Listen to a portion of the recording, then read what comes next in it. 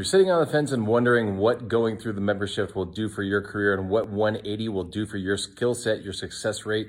and building your own business, I'm going to let one of our former students talk to you and tell you what she's been doing working in New York City and see who's been flying to New York City to see her and what results she gets and what she is doing with her business now that she's gone through the shift and now she's in the winner's circle getting business coaching.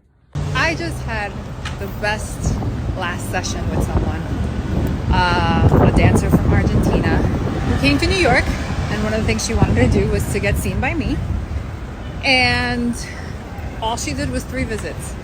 But at the end she told me, I've learned so much from you. I'm taking all of this back home to Argentina. I'm going to be using it, putting it together into my daily routine. And she's noticed while she's been here in social dancing that her dancing has gotten better because we started working on